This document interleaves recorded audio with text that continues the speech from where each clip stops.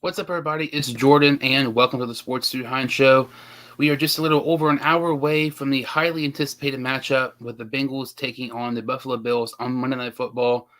Lots of people think this is maybe the most intriguing and best matchup we've seen the whole NFL season. In my opinion, I would say it is. But going to be talking about the Bengals and Bills game, previewing that a little bit, talking about the AFC North standings and kind of different scenarios for the Bengals playoff picture with the different outcomes where they lose or win tonight against Buffalo. But we'll go ahead and get into it, talking about the Ravens last night. The Ravens lost to the Pittsburgh Steelers, which helps the Bengals significantly. The Steelers beat the Ravens 16-13.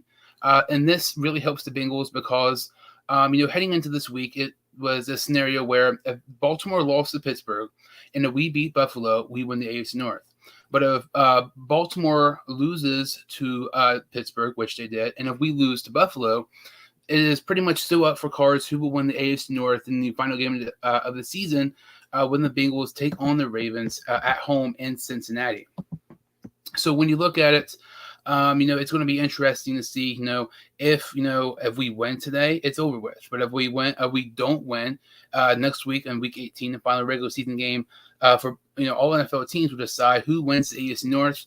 I should have Braedan Guthrie here just on in a few minutes from Bengals NFL. He's probably going to be hopping on here in a few minutes. We'll talk about the Bengals matchup and everything like that. Have him on here in a few minutes, like I mentioned. But when you look at this, Baltimore game here, they lose to Pittsburgh, and this is a situation where, let's say we lose to Buffalo today, I still think we beat Baltimore very, very easily.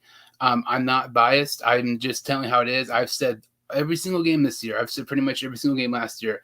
I really think Baltimore is the most overrated team in the NFL, and it's not even close. It's not me hating, because I do hate Baltimore a lot, but it's more so me telling the truth. I just don't think this team is built for playing against elite teams like the Bengals, Bills, Chiefs, and teams like that.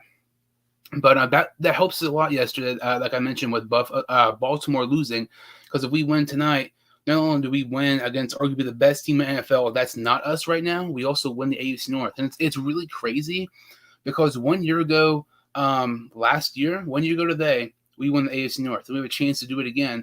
Last year we did it against the Chiefs. This year we had a chance to do it against the Bills. Two teams that, people did not think we were going to really beat. Despite us, playing great football right now, not a ton of people think we're going to win this game. To me, I think it's kind of crazy. But, talking about the Bengals-Bills game, I cannot wait for this game. Like, this just has a kind of like a playoff hype, a AFC championship game hype around it. Buffalo was on a 6-game winning streak. The Bengals are on a 7-game winning streak. The Bengals have Burrow. The Bills have Allen, two of the top 5 quarterbacks in the league. Two quarterbacks who, many people think are, somewhat towards the top when it comes to MVP candidates. And I feel like this game just has potential to be a really classic, honestly. And it's so crazy when you look at the Bengals just a little over 2 years ago.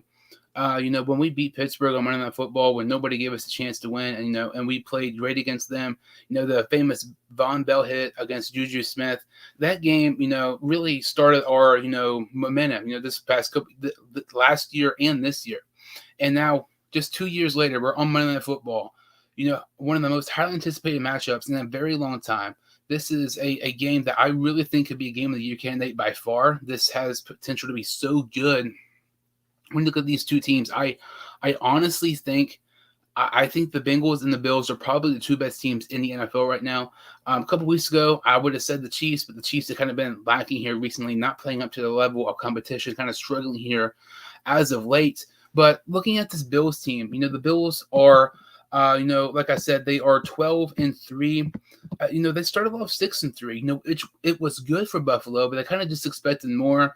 Josh Allen, he has 32 passing touchdowns and 13 picks, over 4,000 passing yards. Stephon Diggs, he is obviously their biggest playmaker. I mean, he has over 1,300 receiving yards and 10 touchdowns, 101 receptions for Buffalo.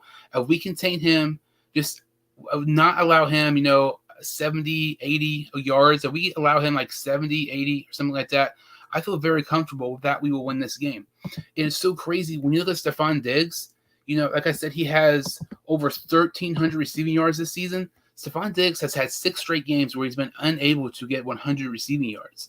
In the last 3 games, Stephon Diggs has had just 26, 60, and 37 receiving yards. Very uncharacteristic for a guy like Stephon Diggs, who, despite having 1,300 receiving yards this season, has not been able to get more than 60 last 3 games. It really kind of shows, how many monster performances he had to have before those games when he still has 1,300 on the season. And you look at some of these other guys for Buffalo, I think Gabriel Davis is a pretty underrated receiver. He's a guy who I feel like is a kind of a hit or miss situation. He might have 2-3 catches or something like that a game, but they can be for like 50, 60 yards in a touchdown. It feels like all of his plays are big chunk plays. This season he's averaging 17 yards per reception. That is really good. That probably have to be towards the top in the NFL. He has nearly 800 receiving yards and 7 touchdowns. Dawson Knox, 46 receptions or 500 yards and 5 touchdowns. When you look at the Bengals in years past, we have struggled so bad covering tight ends. And the performances of Logan Wilson and Jermaine Pratt this year and last year, they're significant and play increase this past year or so. We've been really able to contain tight ends for the most part this year and last year, something years past we've just not been able to do. And I feel like Knox could, he's a guy who I think might have a decent amount of targets for Buffalo, but the way Jermaine Pratt and Logan Wilson have played for us recently, I just really think that we have a good chance of kind of containing him. Pratt has played out of his mind this year. Last year was a career year, but now he's even having a better year than last year. It is so crazy, the significant play in Pratt. Logan Wilson, he has over 100 tackles this year. I mean, he has had several interceptions, this year and last year. Very crazy. But when you look at this linebacker core for Cincinnati, I feel like it's honestly one of the more kind of underrated ones because, Logan Wilson and Pratt, they played very good. But Davis Gaither, Marcus Bailey, some of these guys who aren't really household names, they can step up when they need to and kind of make big plays when they need to here and there. The Buffalo Bills, kind of talking about Dawson Knox and their tight end. They also have Isaiah McKenzie, has over 400 receiving yards and 4 touchdowns on the year. Devil Singletary, over 275 receiving yards, and he also has, over nearly 800 rushing yards on the season. He's a guy that's kind of interesting to me. I feel like he could have a kind of a big game yardage-wise. The Bengals, I feel like they're kind of hit or miss when it comes to containing wide receivers who can catch in the backfield.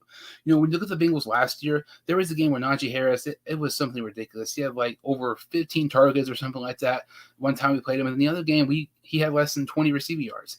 It's really crazy. There's be some moments where we just play great against receiving running backs, but other times they just play really bad.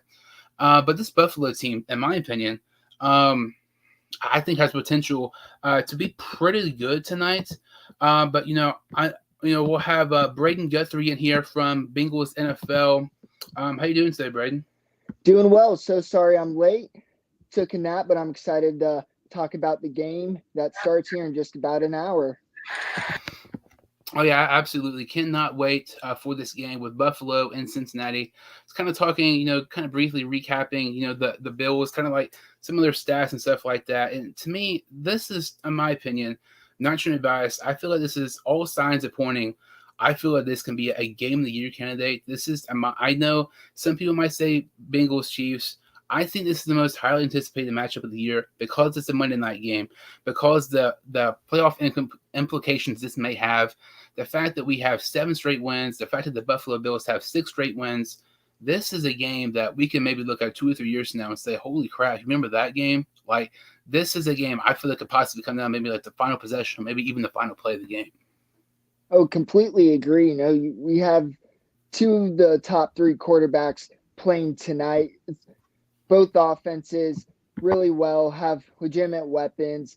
Bengals, obviously, Jamar Chase as their wide receiver 1. Bills, Stephon Diggs, both of them having phenomenal chemistry with their quarterbacks. So I think we're going to see a lot of connections between these two. Obviously, guys like Boyd and Higgins are also going to be very involved, while on the Bills side, guys like Davis, and I feel like Knox is going to be more involved than he has been in weeks past.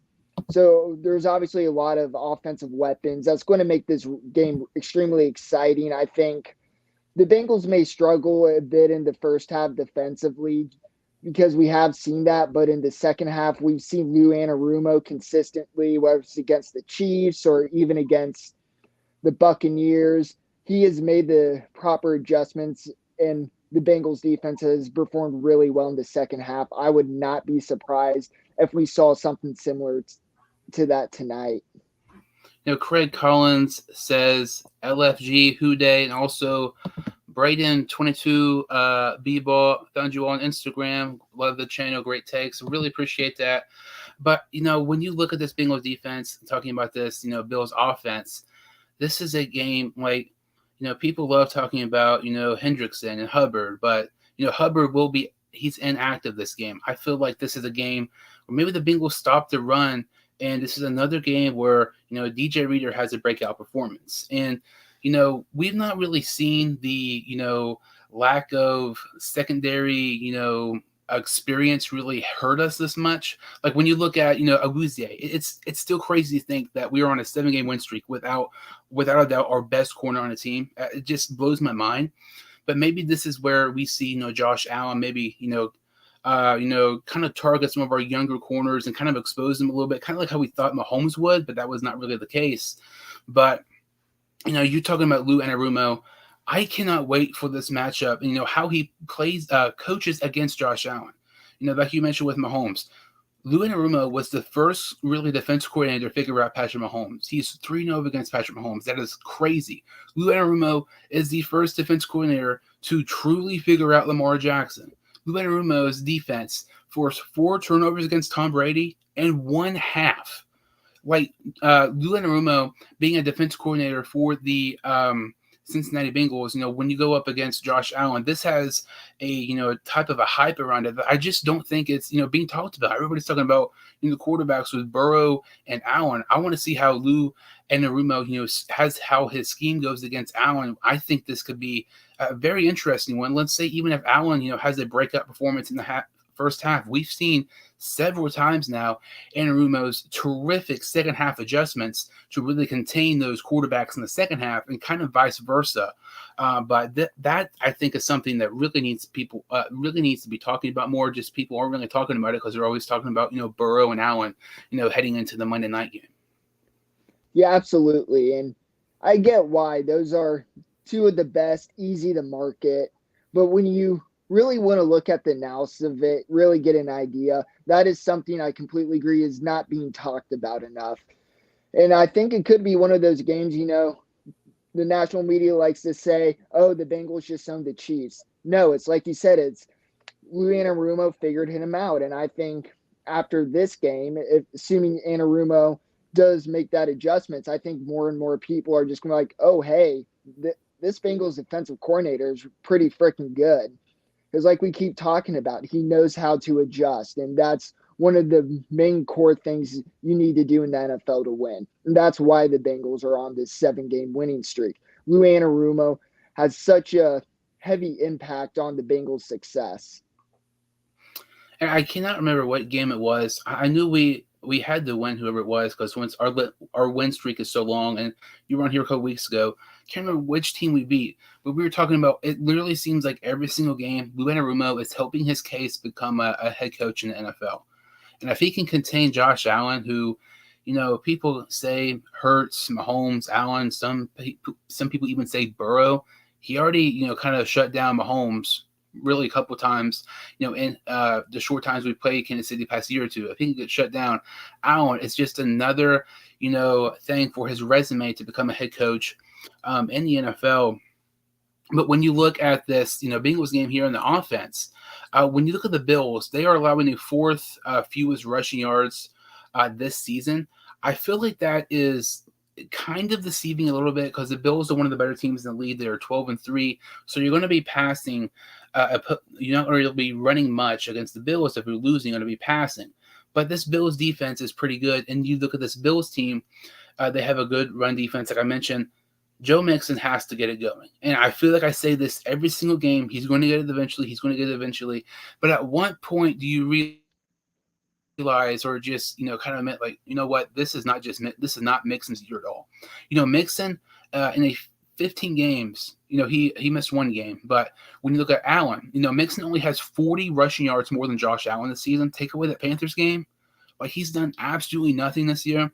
And honestly, I'm kind of surprised this is not being talked about more on NFL Network, Fox Sports 1, ESPN, all these, national media outlets. But when, Joe Mixon's not really, I wouldn't say he's dissing the linebackers core with Matt Milano and Edmonds, but he's kind of saying they're just not as good as the Ravens. And to me, that is absolutely ridiculous because you're already playing one of the best teams in the NFL. You're already playing one of the best linebacker cores in the NFL. You can make a case this Bills linebacker core could be better than the Ravens. And I know that's a debatable topic, but that's just really ignorant of Mixon because it would be different if he was like a Burrow or a Chase who this season can, he can talk and back it up. Mixon has not been able to back it up at all this season. This just gives, kind of like when you look at this Bills team, more fuel to the fire, just get them more, hyped up and ticked off and ready to play the Cincinnati Bengals team and really go after Mixon. I just thought that was really ignorant and stupid of Mixon to even, talk about the Ravens when this is the Bills week. This is the biggest game of the year for the Bengals. This is arguably the biggest game of the year in the NFL. And you're talking about the Ravens for no freaking reason. I thought that was very just really plain out stupid by Mixon. Yeah, those comments were unnecessary, immature. And like you said, it was just ignorant. There was no need for him to say that. Like you said, that's just more bulletin board material for the Bills. I don't think Mixon was necessarily looking ahead, but at the same time, you just don't say that. You don't mention the Ravens when you're playing them the week after. You don't give the Bills more bulletin board. They're already a great team. You make them more motivated. That's just bad. And now if he goes out, struggles again, he's going to come out looking really foolish, especially if he can't even get like 50 yards. That's just going to be a really bad look for just not Mixon, but for the team as a whole. So when Mixon says that, he's putting the whole team at risk to get embarrassed. And you mentioned 50 yards. Even 50 rushing yards this season has at times been difficult for Mixon to get. Like, this is Mixon's sixth season. I'm not going to say you would expect this from a rookie, but this is something you would see more of a rookie than an NFL veteran. Like, that just really makes no sense to me. But when you look at this Bengals offense, what are some things that you have to see really kind of work out or you want to see in order you think the Bengals can get the victory tonight against Buffalo? So, yeah, we talked about getting the run game going. That's important because we also want to get play action.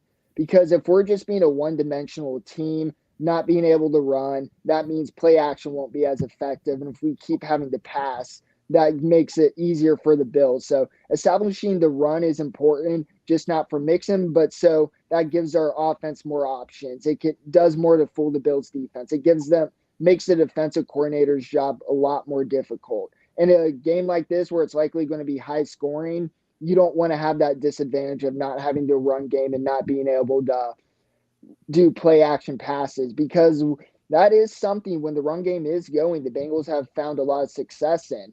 But in a game like this, if, like I keep saying, if you don't have that, then that keeps your offense more one-dimensional against a Bills defense. That is absolutely not what you want.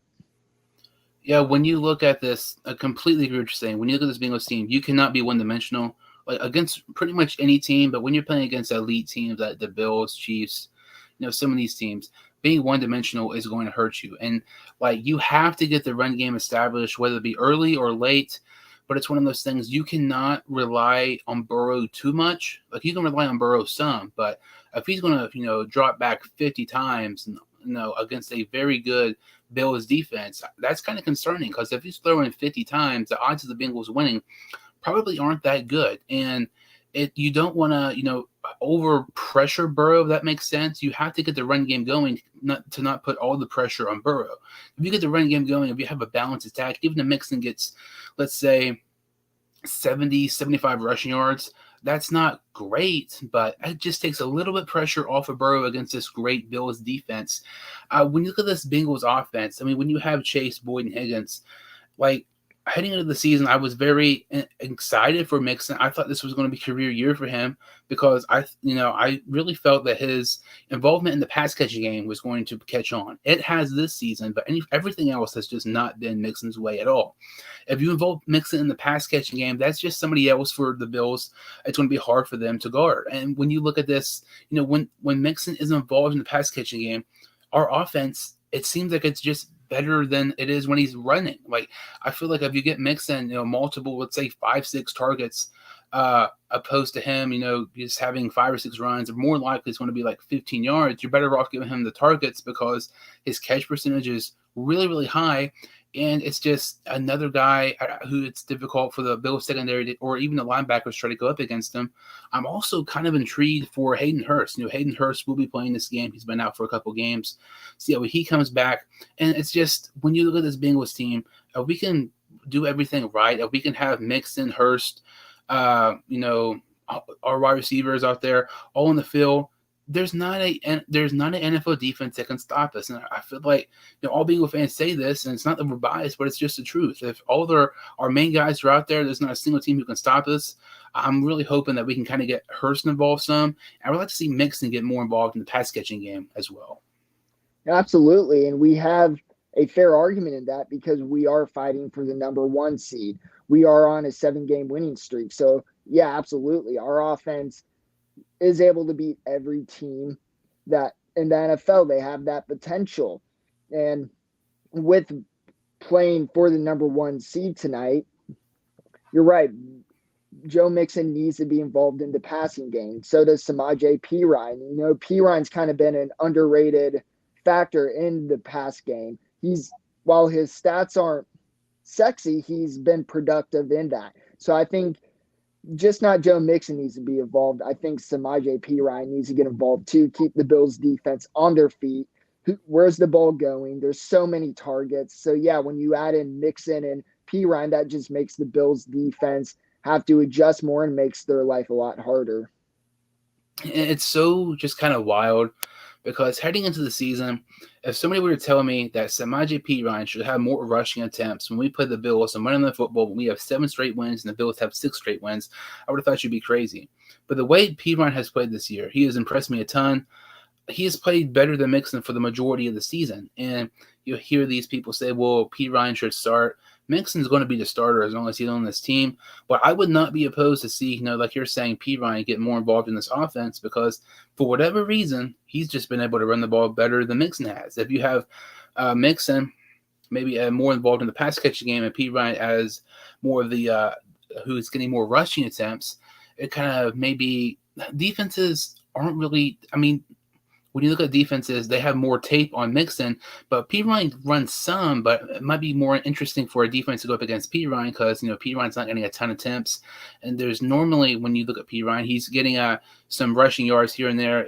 His averaging probably has to be about 4 or 5 yards carry. It seems like for the majority of the season, he's been pretty productive and his stats have been very impressive for a backup running back. You would not think when you look at these true running backs this season that Perine is the backup running back and Mixon is the starter. So I'm hoping this Bengals team overall on offense can get it going. Offensive line, I feel like our offensive line has just been so underrated as of late, but this is going to be very interesting because when you look at, Leo Collins, he's out for the season. And when we have Isaiah Prince as our right tackle, kind of surprised a lot of people, especially when you got Hakeem Adeniji came in for Leo Collins in that Sunday game against the Patriots. And most people thought, Adeniji will be the starter right tackle. That's not the case. It'll be Isaiah Prince. To me, I just don't really understand this move here. Adeniji he didn't look great. He looked terrible. He looked solid against the Patriots. Prince was not good last season. I just don't really understand this move.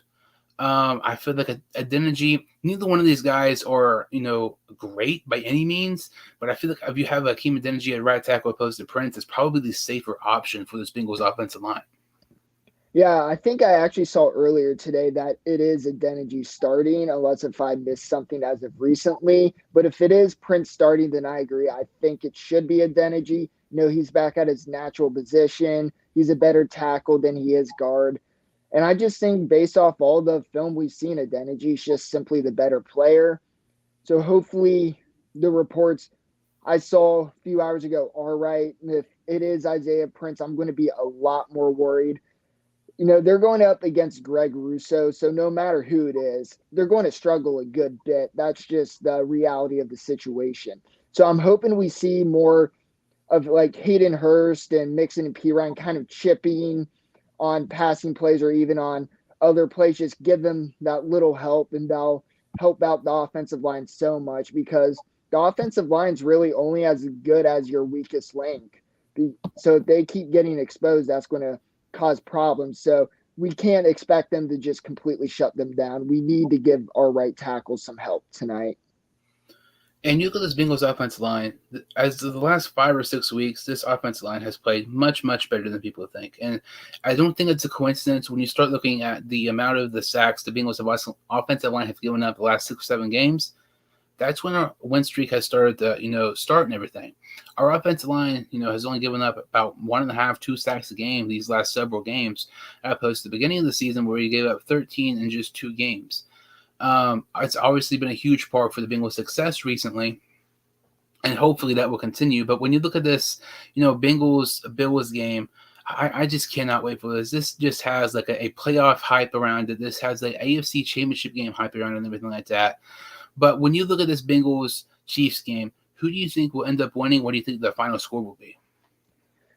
So this is a hard one to say. I'm always very superstitious, but I just feel like the Bengals have this. They've been on a real hot streak. They have Hayden Hurst coming back.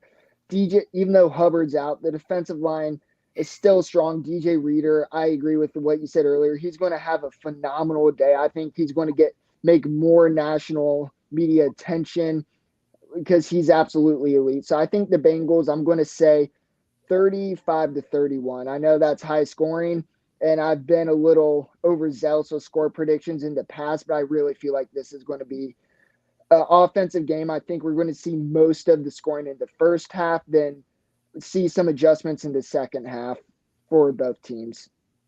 I'm going to say when you look at this game, if this game was in Buffalo, I absolutely would not be picking Cincinnati. Like I'm concerned if we don't get the 1 seed, if we play in Buffalo during the playoffs, like that to me is my biggest issue when it comes to the playoffs. I just do not want to play in Buffalo. We are so very fortunate when we are playing on the day after New Year's when it's, cold weather, we're in the winter, we're playing in Cincinnati opposed to Buffalo. But when you look at this game, I just feel like with this being in Cincinnati, this just feels like one of the biggest home games really ever in Bengals franchise history. We were on a 7-game winning streak. Yes, the Bills were on a 6-game winning streak, but I just have some weird feeling we're going to win. Would I be surprised if we lost? Absolutely not. I feel like this will be a great game regardless who wins. And if we lose by 6 or 7 points or nothing like that, there should be no reason to, get really ticked off or, upset or something like that. This Bills team, aside from us right now, I would say is probably the best team in the league. And this is going to be a great game. I'm going to say the Bengals 30-27. This could be a situation where maybe we see, McPherson game-winning kick. He's kind of struggled as of late, but he kind of redeem himself if he gets a game-winning kick here against Buffalo. This has game of the year written all over it. This is the most, anticipated matchup. I really think of the whole NFL season. Like I do not remember ever really an NFL Monday night football game being this, just hyped up for it. Two great quarterbacks, two great teams, two teams who are on a combined when you go 6-13 win streak right now. It is absolutely insane. I'm going to say Bengals 30-27.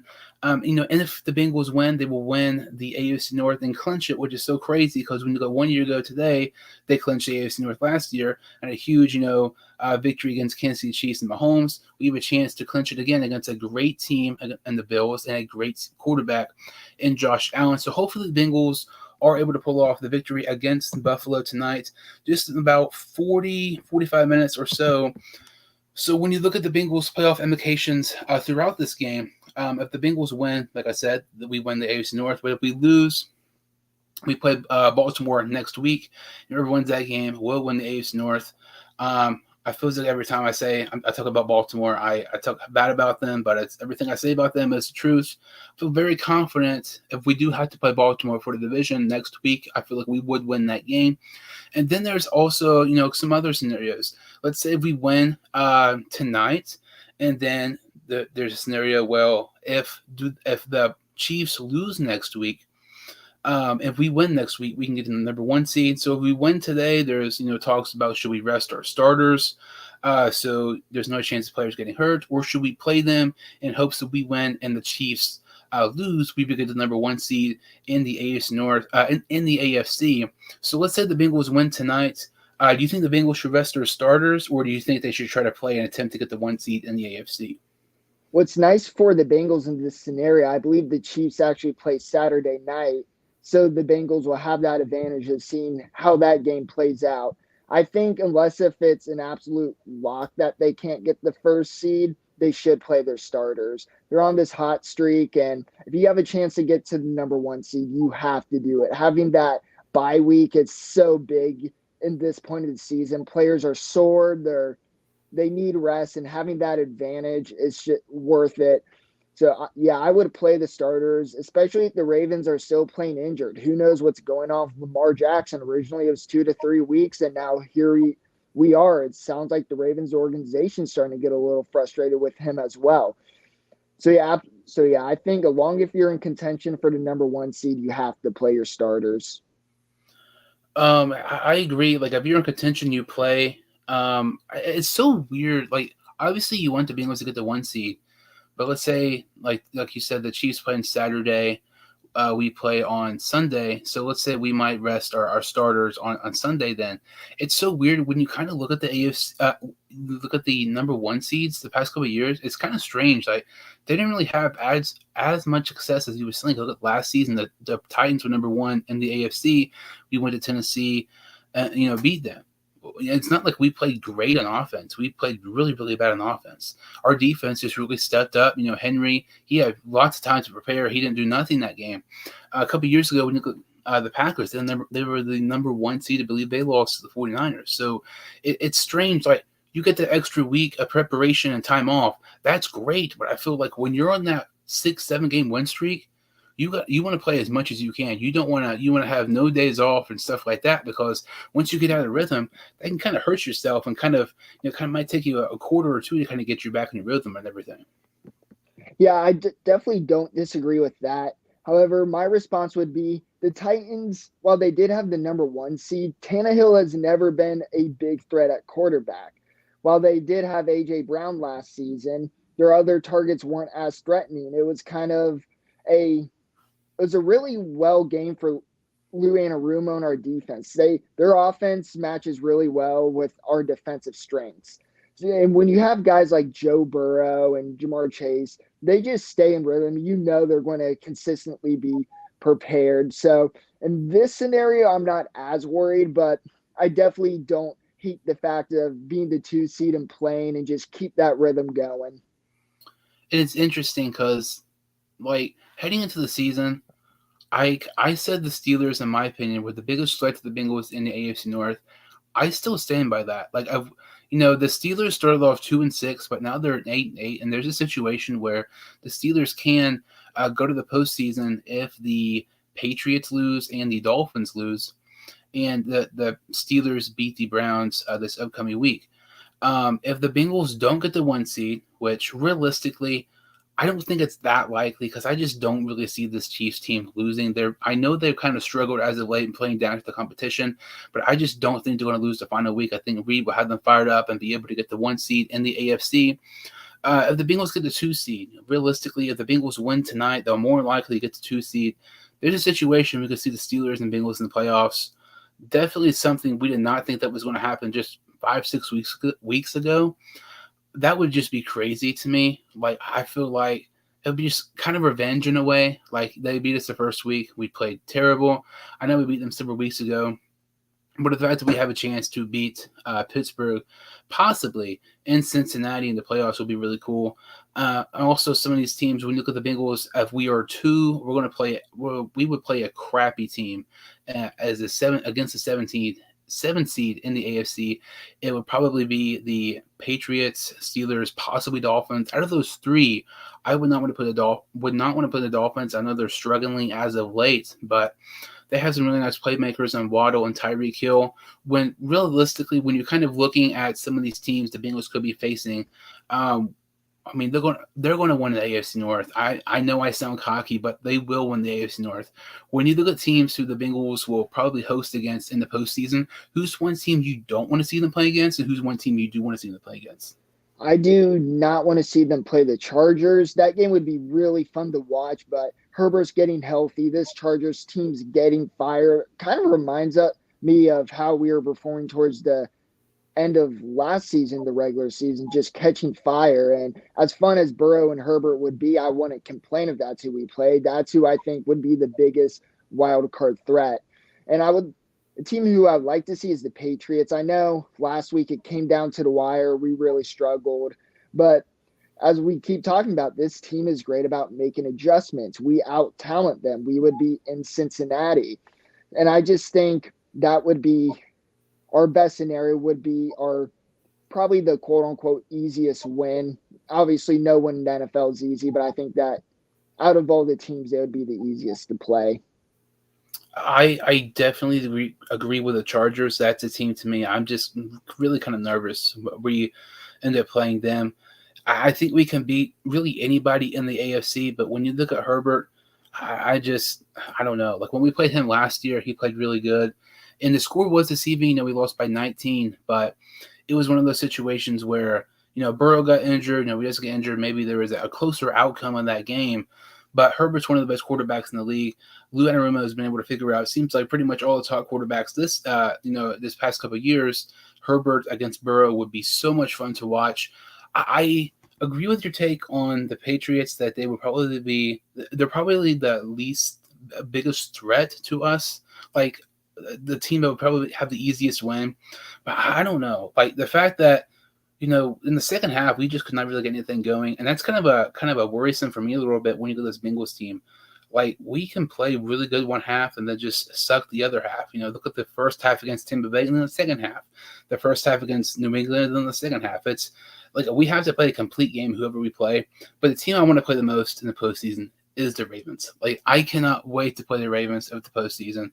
I mean, we've both said before, Lamar Jackson, when it comes to the playoffs, is Dalton. Like people don't talk about it for whatever reason, but if we get a chance to play Baltimore and Cincinnati in the postseason, I want that game so bad because to me that is a closest guaranteed win as you can possibly get. But I will say I did guarantee that TCU was going to get killed by Michigan, and look how that turned out. But yeah, I'm very hyped up if we play the Ravens in the postseason. But hopefully that's not a situation because hopefully we get that one seed. Damari Vaughn asked if we win tonight, we do. If we win tonight, don't we win the division? Yeah, if we win tonight against Buffalo, we end up winning the AFC North for the second consecutive season, and it's just kind of crazy. Like when you look at just a couple years ago, even Burrow's first rookie year. Throughout his rookie year, we struggled, only won 4 games, and 2 of those were without Burrow. I don't think we really kind of thought we were going to win a division back-to-back years, be in the Super Bowl, and be arguably the best team in the NFL in his third year. It's just kind of crazy how far we've come just a couple years ago. I mean, that Von Bell head against Juju Smith that really started the momentum for us. It was kind of a franchise changer. It seems like these last couple years. Ever since that game, we've just been a completely different team. It's kind of crazy how much can change in a couple years. Yeah, they say it only takes one moment, one play, and I completely agree. The new franchise started when we drafted Burrow. That hit sparked it. That's what got it into motion. And I think part of the reason that was so big was the hit just wasn't cool. It was cool, but that just wasn't it. Yeah, Juju, he was an asshat. He was dancing our logo, but that was against the Steelers. That was a big play. That play was shown all over. And then the win, that was a big win. The Steelers started off that year, I think 7-0, and we saw a late season crumble. And I think for us to, at the time, be one of the worst teams to be able to pull that off, give Cincinnati such an exciting win, I think that's when it really all started changing for us. So thank you, Von Bell. Yeah, it's still crazy to think about. We were picked to lose by 13. I thought we were going to, I think, like our biggest loss in franchise history is like 37, 38, something like that. I thought we were going to lose by that much. I just did not think we were going to win. It's just so crazy, like how much can change. And then, like, that was the first time we beat Pittsburgh in over 5 years. Like, there's not a single team in pro sports, college sports, whatever, that I hate more than Pittsburgh. I was so freaking happy about that game. And then just a year later, you want to tell me we're going to win the AFC North, be in a Super Bowl, and almost win it? It's just so awesome. And I mean, the fact that was just year one, a full year Burrow. Cannot imagine what this year and several other years may hold for Cincinnati. When you're talking about, the kind of previewing the Bills game here with the Bengals tonight, talking about different Bengals playoff scenarios. I mentioned TCU, briefly talking about that. Like, that TCU game against Michigan, I still cannot believe that. What are your thoughts on Michigan's surprisingly upset loss to TCU in the college football playoffs? I kind of look at Harbaugh. He is still winless in the postseason since coming to Michigan. And at some point, you got to start wondering, well, when's he going to get it done this year? He had one of the best teams. He had a matchup that worked in Michigan's favor, but he was seemingly outcoached. It seemed like Harbaugh was out coaching himself. He got a little too cute with some of the plays that really cost Michigan and towards the end of the game. And so we just see these decisions by Harbaugh is consistently hurting Michigan. And at some point, obviously, there's reports that he wants to come back to the NFL. But I think when you see either 6 or 7 straight postseason losses, at some point it falls on the coach, kind of like us with Marvin Lewis. At some point, if you consistently not win with different players, it's a coaching problem. 100%. And I am still just kind of trying to process this win for TCU. Heading into this game, I thought there was a 0% chance they were going to win. I thought they were the worst team ever to be in the college football playoffs. And you look at this, they played very, very good. And I don't think Michigan played quite as bad as, kind of the score indicates, really. Michigan, just their coaching was horrendous, like you're talking about. And just Michigan got so unlucky. The fact that Michigan loses by 6 points, if that was a touchdown, which should have been called a touchdown, they get the extra point, they win. Instead, it's not a touchdown, and they fumble at the goal line. The odds of that happening have to be astronomical. It's just so insane. And early on, the first drive of the game, really the first play, Michigan gets a huge run for about 50 or 60 yards. And that was kind of, to me, like early on, like, oh, this is kind of how it's going to be the whole game.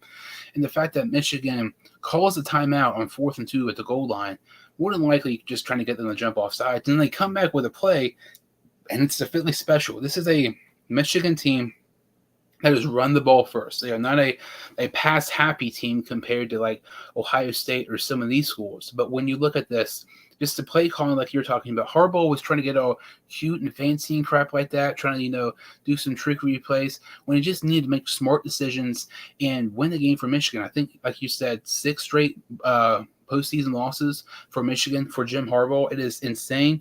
This is ridiculous. I'm not even a Michigan fan, but I was mad that they lost because to me, I feel like a Michigan against a Georgia or, a Michigan or an Ohio State, this was for those games, was going to be a better matchup than TCU against either one of those teams. But when you look at Jim Harbaugh, I really thought this was Michigan's year. Like last year, they just sucked. They got killed in the college football playoffs. And when you looked at Michigan this year, they killed Ohio State, even though I've said before that game was way closer than people, give them credit for. This was Michigan's year. If they were ever going to win a college football championship, it was going to be this season. And the fact that you're playing a TCU team, nobody thought they were going to win. Like, unless you're a TCU fan, you did not think they were going to win that game. And you lose to them, you give up over 45 points against a TCU team. Michigan has a top 10 points per game defense. Michigan has a top 10 run defense. It's so crazy that, Michigan just played that bad, and it's so weird. Like they did not seem prepared early on. They were just caught off guard by TCU's energy and excitement, and just their hot start and everything, and just never really able to bounce back. But all the luck that went TCU's way, like I said, the fumble, and they also had 2 pick sixes. Like the odds of having 2 pick sixes in one game is very, very unlikely. And I mean that's 13 points right there because they missed an extra point. I mean, that touchdown there. Like, Michigan did not play bad. Just their coaching held them back, and that's why they lost. And it's crazy. I think the odds of Jim Harbaugh being a coach of Michigan next season are very, very slim because, Jim Harbaugh interviewed for the Vikings job last year, and he was very intrigued by that. And, kind of wanted to be the next coach of the Vikings, but they decided not to hire them. When you look at Jim Harbaugh right now, I feel like lots of people are, kind of mentioning it, kind of, rumors and stuff. The Colts make a lot of sense. He used to play for the Colts years ago. There's already reports that the odds of Harbaugh being the coach for Michigan is not that likely. If he was intrigued for the Vikings job, a team that he does not have lots of familiarity with and lots of connections with, imagine how much he'd be intrigued with a Colts job. Who, if you look at the team, they don't have bad players. He used to play there years ago. That makes a lot of sense. And you can at this Michigan team, who this was their year, you lose Harbaugh, and this could be a kind of a maybe downward spiral for Michigan, maybe for a couple of years, depending on what happens with Harbaugh and the Michigan Wolverines in the offseason. I completely agree. It's going to be really interesting to see how it plays out. But will also be interesting is if he doesn't get the Colts job or any NFL coaching positions, then that could kind of write the end for him as an NFL coach. I think it's obvious he wants to be a head coach in the NFL. Majority of the teams just aren't a fan of him. They don't like his style or his attitude. So I think if he doesn't get the Colts job, his head coaching hopes in the NFL are probably just about over. Yeah, because this is one of those kind of this is an obvious situation. But if that I feel like Harbaugh is going to be much more intrigued to the Colts than the Colts are, interested in Harbaugh. And if the Colts are not kind of in a mutual, part, if the Colts don't like Harbaugh the way Harbaugh likes the Colts, this is kind of, I feel like you're saying, his kind of last go. Like, this makes a lot of sense. But if this doesn't happen, I don't really see any other team out there that makes more sense than the Colts right now. With Harbaugh. But when you look at Georgia and Ohio State, this makes no sense. I know you're a big Ohio State fan. I don't like Ohio State, but I wanted them to win. I was honestly kind of ticked off they lost. That's the only time I can really ever say that. But when you look at Ohio State, they were up 14 points. And, obviously, when you look at this game, everybody likes to blame the Ohio State kicker. I feel like that's just freaking ridiculous. Ohio State was at 14. Do not blow a 14-point lead. I know it's against Georgia, who has a great defense and a really good offense, but this Ohio State team should not have blown a 14-point lead. It is so crazy. CJ Stroud played the best game I have ever seen him play. In my opinion, I think this is a reason why you should have the Heisman after the college football playoff season. I feel like we did this now. Stroud is the clear favorite for the Heisman, especially when Caleb Williams was not even able to beat Tulane. It's just crazy. Stroud significantly helped his draft stock, and I was planning on doing a video talking about the odds of Stroud did not need to play great. I feel like we talked about this last time we were on here. Stroud did not need to play great against Georgia. He just needed to play good, mistake-free football. He played so freaking good, and they still lose. It's just crazy and insane. And I feel like this goes back to Georgia's defense. I said that Michigan has a great defense. Georgia is number one in the country in rushing defense. They were only giving up 77 a game, I believe. They were also top 10 in points per game. I think they were number 2 in points per game in defense. But Marvin Harrison Jr. when he had the first reception for Ohio State in the second quarter, but after that, he did not have a single yard for the rest of the game. Absolutely crazy. We're talking about arguably the best receiver in the NFL, in college football, and you shut him down. I know he got injured later on, but that's just kind of a testament. It really shows how good Georgia's, defense is. We look at Georgia's defense, they were 51st. Their pass defense was not as good as their run defense, but they were really able to kind of shut down Ohio State's top receivers later on in the game, made some great adjustments. And I was very impressed with Georgia in the second half. But when you look at Ohio State, I really felt they were going to win. But it's interesting because we've seen this before. When you look at big games, maybe the underdog team will kind of start off hot, and then maybe a quarter or so later, that the favorites will kind of start to take over the game. But this was, to me, this is what I wanted. I wanted Michigan and Ohio State to win. I wanted it to be a championship game, but I wanted great games. And this is finally a great college football playoff. This college football championship game against TCU and Georgia could be a blowout, but I'm still going to say in a way it's a success because I just wanted to see close games in the college football playoff. We've talked about before, 12 teams is so stupid, it makes no sense. Every single year the college football playoffs, you've had at least one game with 17 points the team was lost by. And you have a game where, final plays of the game, basically, a team wins. I'm just glad it was finally some great football in the college football playoffs. Yeah, completely agree. And we've talked about how much we don't like the 12-team playoff, as you just mentioned. And this is a great example why when you get the rankings right, you get the top 4 teams, this is going to happen. We're going to have games going down to the wire. We're going to have fans intrigued, wondering what's going to happen next. Literally, both games came down to the final play. Ohio State had a chance to win with a game-winning field goal. Obviously didn't happen. And also just kind of off that, the amount of hate Noah Ruggles is getting is just unacceptable. He is legitimately receiving death threats, and that is just unbelievable. He's a kid. He's a college kid, and he's probably the one feeling the worst. I mean, I can't imagine how he's feeling. So that just really makes me sad. People are still like that.